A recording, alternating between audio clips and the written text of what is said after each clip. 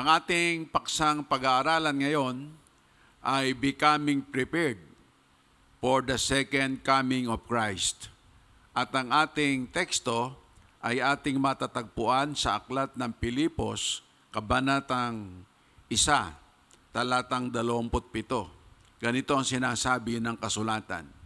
Ang inyo lamang pamumuhay ay maging karapat-dapat sa Ebanghelyo ni Kristo upang maging ako ay dumating at kayo makita o wala man sa harap ninyo ay mabalitaan ko ang inyong kalagayan na kayo'y matitibay sa isang espiritu na kayo'y magkaisa ng kaluluwa na nagsisikap sa pananampalataya sa Ebanghelyo.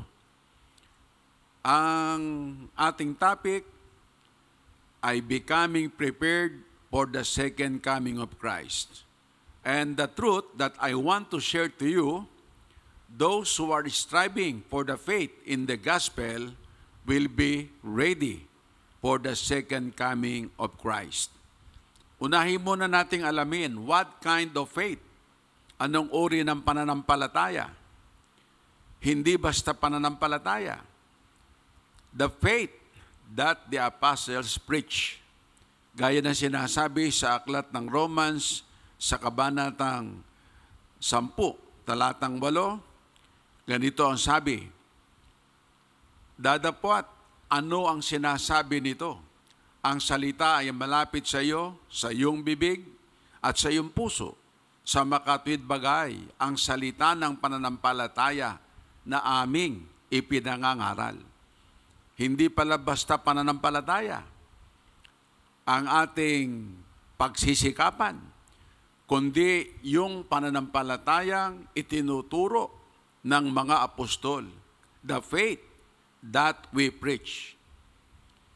People in all walks of life are striving. At yan normal sa kalagayan ng buhay ng tao. In general, there are two kinds of striving. Una, striving for the faith and striving for the cares of this present life. Gaya nga na sinasabi ng ating Panginoong Hesus sa Luke 21:34 na yan ang pagsusumakit ng maraming tao dito sa ibabaw ng sanglibutan. Ganito ang pahayag, Dadapot mag-ingat kayo sa inyong sarili.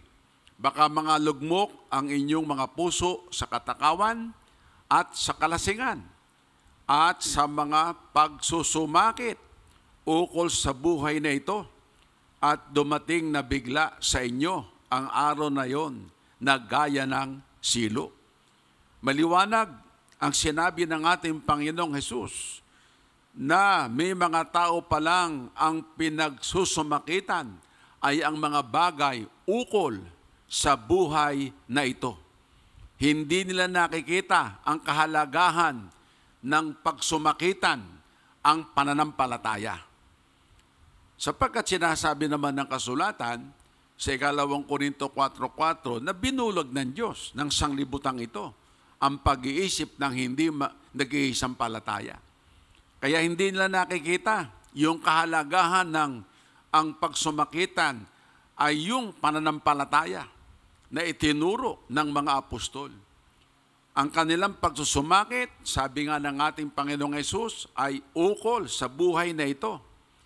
Samantalang ang mga bagay dito sa ibabaw ng lupa ay pawang hindi mananatili, kundi pawang magwawakas. Ngayon, mga iniibig, what does it mean to strive in the faith, in the gospel? Ano bang ibig sabihin pag sinabing strive? Strive means to devote serious effort or energy. Pagtalagahan mo yan ng sincero at matinding pagsisikap at ng iyong energy, ng iyong kalakasan. Our faith must not be not weakening or wavering. Kaya nga, sinasabi sa aklat ng Romans sa chapter 4, verse 19 to 20, ang halimbawa nito ay si Abraham. Ganito ang sabi ng salita ng Diyos. At hindi humina sa pananampalataya na ipinilagay man ang kanyang katawang tulad sa patay na gayon siya'y may mga 100 taon na at ang pagkabaog ng bahay bata ni Sarah. Yan ang ating pagsisikapan. Ang ating isip, ang ating puso ay steady at tayo ay sumusulong. Si Abraham hindi natinag. Hindi niya tiningnan yung sitwasyon, yung kanilang kalagayan ng ang Diyos'ay mangako. 100 taon na siya. Si Sarah, matanda na rin, 90 years old, baog pa. Pero ang kanyang pananampalataya ay not wavering or weakening. Bagkos, lumakas ng lumakas. Kaya kapag tayo'y nagkisikap sa ating pananampalataya, hindi tayo nangihina, kundi palakas ng palakas. Kahit anong nangyayari sa mundo, anong nangyayari sa buhay natin, ang pagtingin natin sa pangako ng Diyos, hindi nababago. Kaya't sinasabi nga ng Apostol Pablo sa 2 Korinto 4:16 hanggang 18 ang ganitong pahayag. Kaya nga, hindi kami nangihimagod. Bagamat ang aming pagkataong labas ay pahina, ngunit ang aming pagkataong loob ay nababago sa araw-araw. Yan ang halimbawa na nagsusumikap sa pananampalataya sa Ebanghelyo ng Panginoong Jesucristo. Yung pagkataong labas, yung ating katawan, hindi natin maitatatawa ang katotohanan ng humihina. Katotohanan yan.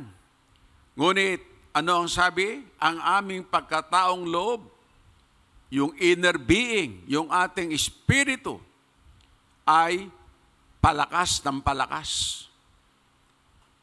Kaya nga, ang sabi pa sa talatang 17, sapagkat ang aming magaang kapighatian na sa isang sandali lamang ay siyang gumagawa sa amin ng lalo't lalong bigat ng kaluwalhatiang walang hanggan.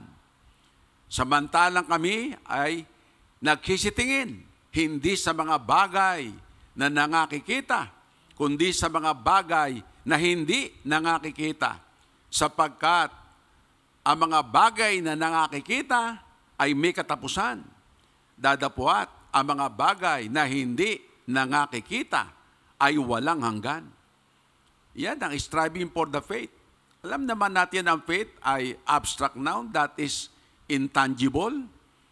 Pero yung ating mind, ang ating heart, nakapokus doon sa mga pangako ng Diyos. At hindi tayo humihina, hindi lumalabo ang ating paningin sa mga pangako ng Diyos. Kahit ano ang mangyari sa sanglibutan, ano ang ating nararanasan sa buhay, ang mga pangako ng Diyos sa atin pa rin ay maliwanag. Hindi nababago ang ating pagtingin sa mga pangako ng Diyos. At our hope and trust in God are firm or resolute.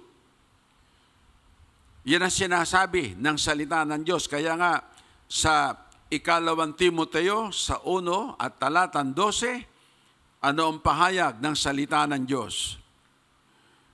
Dahil dito'y nagtiis din ako ng mga bagay na ito. Gayunmay hindi ako nahihiya, sapagkat nakikilala ko iyong aking sinampalatayanan. At lubos akong naniniwalang siya'y makapag-iingat ng aking ipinagkatiwala sa Kanya hanggang sa araw na yaon. Paano nagawa halimbawa ng lingkod ng Diyos na si Apostol Pablo na iwan ng lahat ng sa kanya'y pakinabang. Paano niya nagawa?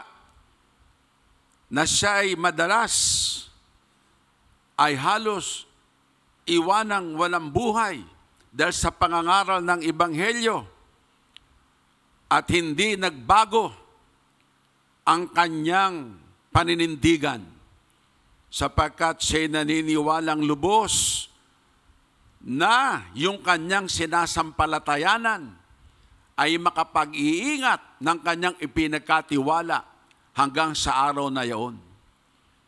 Ang pananampalataya ay pagkakatiwala sa Diyos. Yung mga sinilita ng Diyos, yun ang ating inaasahan. Yun ang ating ginagawa. Yun ang ating sinusunod. Kaya kahit tayo may pagsubok, hindi nababago ang ating paninindigan. Bakit? Sapagkat ang ating tinitingnan, ang ating Panginoong pinaglilingkuran, gaya nga ng pahayag ng Apostol Pablo, ako'y naniniwalang lubos. Hindi ako nahihiya sapagkat kilala ko yung aking sinasampalatayanan na siya'y makapag-iingat ng aking ipinagkatiwala hanggang sa araw na yaon. Yung ating mga paglilingkod na mayroong mga sakripisyo, ang ating mga paglilingkod na puno ng mga pagtitiis ay hindi mawawalang kabuluhan. Sapagkat ang ating Diyos na pinaglilingkuran, ang ating Panginoong pinagtitiwalaan ay tapat. Ganito ang pahayag sa aklat ng Hebreo sa kabanatang 10, talatang 23, na ating ingatang matibay ang pagkakilala ng ating pag-asa upang huwag mag-alinlangan sapagkat tapat ang nangako. Tapat ang nangako. Ang Diyos ay tapat sa kanyang mga salita. Gaya nga nasabi sa Bilang 23:19, sinalita ba niya at hindi niya isasagawa? O sinabi ba niya at hindi niya gagawin?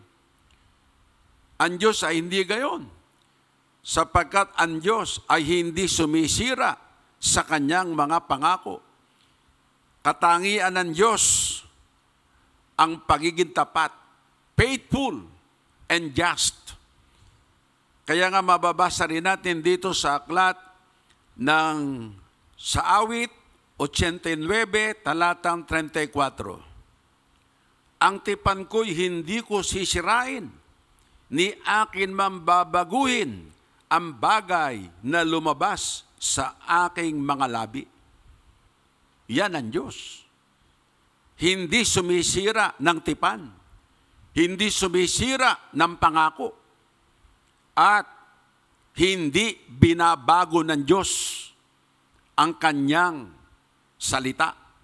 Kaya nga sabi sa binasa natin, ay hindi ko babaguhin ang salitang lumalabas sa aking mga labi.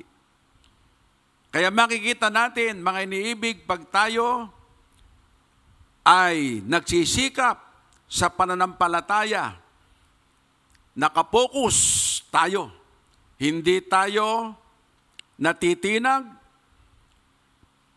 stable tayo, yun ang pinagkisikapan natin. Ang mga pangako ng Diyos, ang mga salita ng Diyos na kanyang itinagubilin sa atin ay ating patuloy na malakaran sa ating buhay. At dito ngayon, makikita natin na kapag tayo ay naghisikap sa ating pananampalataya, ay mayroong manifestation. What are the manifestation? That we are indeed striving for the faith in the gospel that is being preached by the sent ones of God. Number 1, we are striving to serve the Lord fervently. Sinasabi sa Romans 12, verse 11, not lagging in diligence, fervent in the Spirit, serving the Lord. maningas sa espiritu, mapaglingkod sa Panginoon. Ano ba yung salitang mapaglingkod? Pag sinasabing mapaglingkod, kumbaga yan, walang pinipili yan. Basta paglilingkod, gustong-gusto niya. Basta paglilingkod, andyan ang kanyang passion. Basta paglilingkod, sa kanya, andyan ang kanyang delight. Pagdating sa paglilingkod, ano man paglilingkod, mapaglingkod nga eh.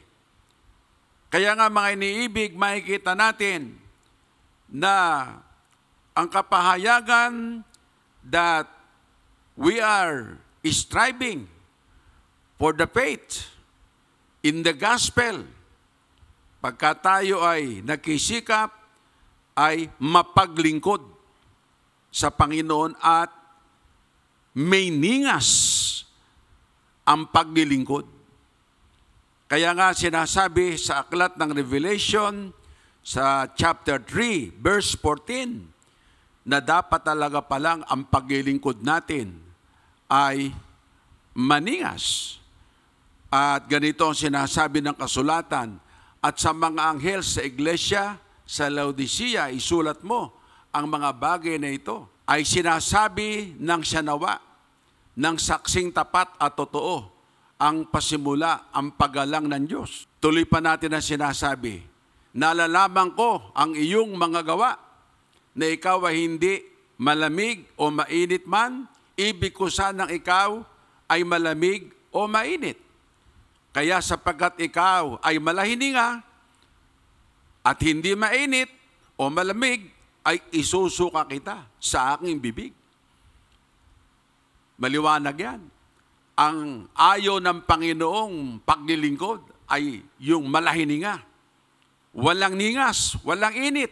Kung tayo'y nagsisikap sa ating paglilingkod, maningas ang ating espiritu sa bawat aspeto ng paglilingkod sa Diyos. Yan ang manifestation that you are striving for the faith in the gospel. At ano pa mga iniibig? Ang kapahayagan, we are striving to be productive. Nagsisikap tayo na tayo ay maging mabunga. Dahil yan ang layunin ng pagkahirang sa atin. Sabi nga sa John chapter 15 verse 16, you have not chosen me, but I have chosen you to go and bear fruits, and your fruits should remain. Kaya nga, maging sa mga lingkod ng Diyos, mga iniibig, maging sa ating kapanahunan, sa ating mahal na apostol, kagaya ng pahayag ng Apostol Pablo, ano ang kanyang sinisiguro? Basahin natin dito sa aklat ng Pilipos, sa kabanatang 1, sa 21 hanggang 25. Ganito ang sabi ng salita ng Diyos. Sapagkat sa ganang akin, ang mabuhay ay si Kristo, at ang mamatay ay pakinabang. Ngunit kung ang mabuhay sa laman ay sa kumpalad, ito'y magiging mabungang pagpapagal, na ewan ko nga kung ano ang aking pipiliin. Sapagkat akin nagigipit sa magkabila, akong may nasang umalis at sumakay Kristo, sapagkat ito'y lalong mabuti.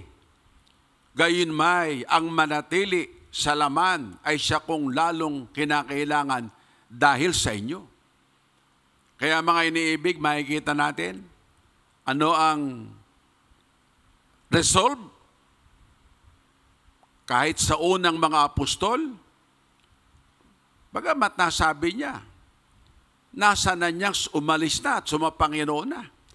Makapagpahinga na siya sa kanya mga gawa at tanggapin ang gantimpala.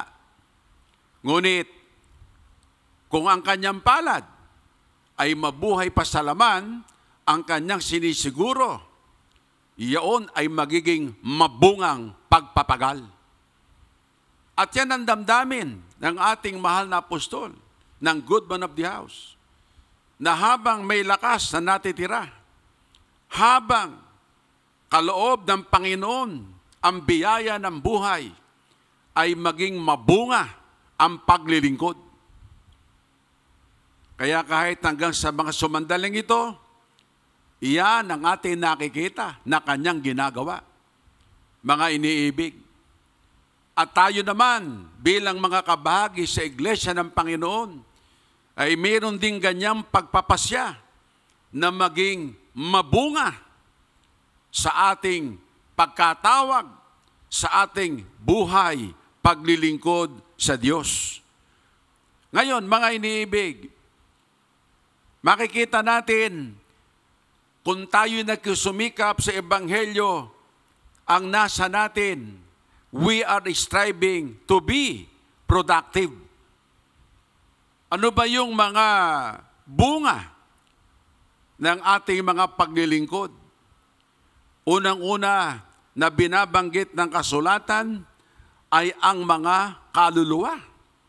Ang mga kaluluwa ay bunga sa Panginoon na mababasa natin sa aklat ng Roma, kabanatang 16 at sa talatang 5. Ganito ang ating mababasa. Batiin ninyo ang iglesia na nasa kanilang bahay. Batiin ninyo si Epeneto na minamahal ko na siyang pangunahing bunga ng Asya kay Kristo. Yan, makikita po natin ang mga kaluluwa pala na naakay sa kaligtasan ay bunga. Si Epeneto ay pangunahing bunga ng Asya kay Kristo. At hindi lamang gayon, kundi mayroon pang sinasabi ang salita ng Diyos. Dito naman, sa aklat ng unang Korinto, kabanatang 16, sa talatang 15.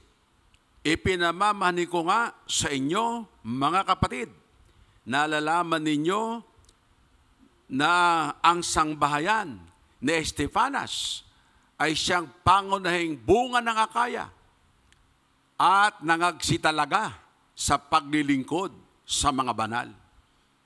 Dito'y maliwanag na ang sambahayan ni Estefanas ay nakatanggap ng kaligtasan at sila'y bunga ng pangangaral ng mga sugo ng Diyos. Sila'y buong sangbahayan, pangunahing bunga ng Akaya. Maliwanag na ang mga nangaliligtas, ang mga kaluluwa, ay mga bunga sa Panginoon. Kaya kung tayo nagkisikap sa ating pananampalataya, hindi tayo nasisiyahan na tayo lamang ang may kaligtasan.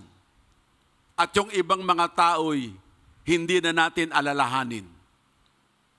Pag tayo nagsisikap sa pananampalataya sa Ebanghelyo, nagsisikap tayo na maging mabunga sa ating pagkatawag sa pamamagitan ng mga kaluluwa na ating naaakay sa Panginoon.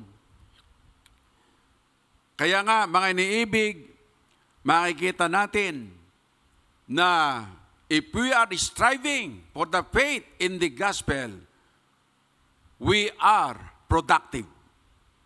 Kaya pwede natin itanong sa ating mga sarili, kamusta ang ating buhay pananampalataya? Ang ating buhay paglilingkod? Nasisiyahan na ba tayo sa ating mga nagawa na? Ang nagsusumikap ay lalo pang nagsisikap upang makaakay pa ng maraming kaluluwa sa Panginoon. Kaya kahit sa ganitong kapanahunan, gumagawa ka ng iba't ibang kaparaanan upang maakay ang mga tao sa kaligtasan. At yan ay ang ating mga mahal sa buhay, ating mga kaibigan, ating mga kapitbahay, ating mga kababayan, at lahat ng tao. Pagkat ang kalooban ng Diyos Sabi nga sa unang Timoteo 2:4, ang lahat ay mga ligtas at makaalam ng katotohanan. Ngayon, mga iniibig, ano pa yung bunga na tinutukoy? Pag tayo ay nagsisikap sa pananampalataya, nagsisikap tayong maging mabunga sa buhay pananampalataya.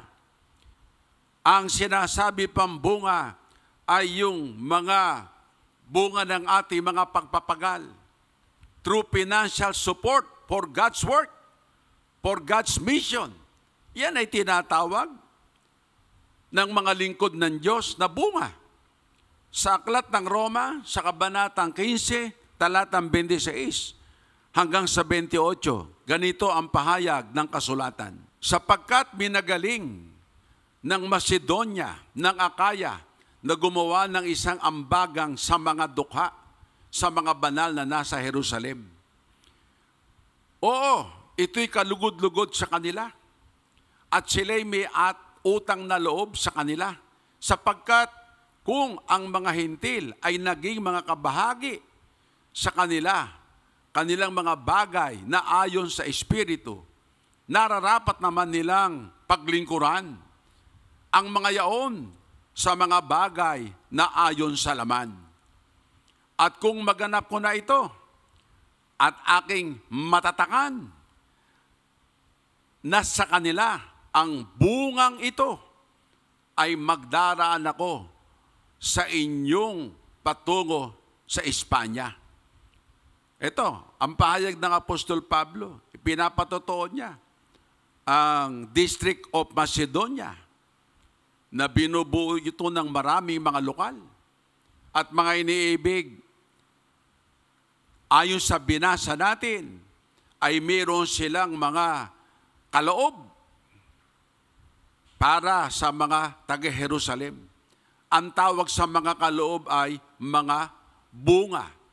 Kung matatakan ko na ang bungang ito, ang tinutukoy ay ang kanilang mga kaloob. Kaya ang ating mga kaloob sa Diyos, yan ay itinuturing din na bunga. Bunga ng ating pag-ibig. Bunga ng ating pananampalataya. Ang ating mga pagkakaloob ng ating mga ikasampung bahagi at mga handog. Ang ating mga pagkakaloob ng ating mga Thanksgiving offering. Yan ay bunga ng ating pananampalataya. Bunga ng ating pag-ibig sa Diyos. Bunga ng ating pagkatawag, sapagkat kung hindi ka naman tinawag, kung hindi ka hinirang ng Panginoon, hindi mo naman gagawin ang mga bagay na yan. Yung magtataguyod ka sa misyon. Bakit nagagawa mong magtaguyod sa misyon? Sapagkat yan nga ang layunin kung bakit tayo tinawag at hinirang. At yung ating mga kaloob, mga minamahal, na ginagawa, na ipinagkakaloob sa gawain ng Panginoon, ang tawag ay bunga. Bunga ng ating pananampalataya. Bunga ng ating pag-ibig sa Diyos. Mahanapan mo ba yung iba na gumawa niyan? Hindi. Pero yung mga tinawag ng Panginoon, alam nilang hinirang sila, alam nilang tinawag sila, naranasan nila ang pag-ibig ng Diyos. Kaya kung kanilang tinitingnan, ano ba naman yung kanilang nagagawa? Mga minamahal, kaya kahit ngayon ay panahon ng kahirapan, ay hindi napipigil ang mga kapatid. Ang nasa pa rin nila ay gumawa ng mga dakilang gawa sa Panginoon, maging sa pamamagitan ng mga paghahandog. Maluwalhati ang Diyos. Purihin ang ating Panginoon. Lubos po kaming nagpapasalamat sa inyong patuloy na pagsubaybay sa programang ito na dala ang maliwanag na pagpapahayag ng salita ng Diyos.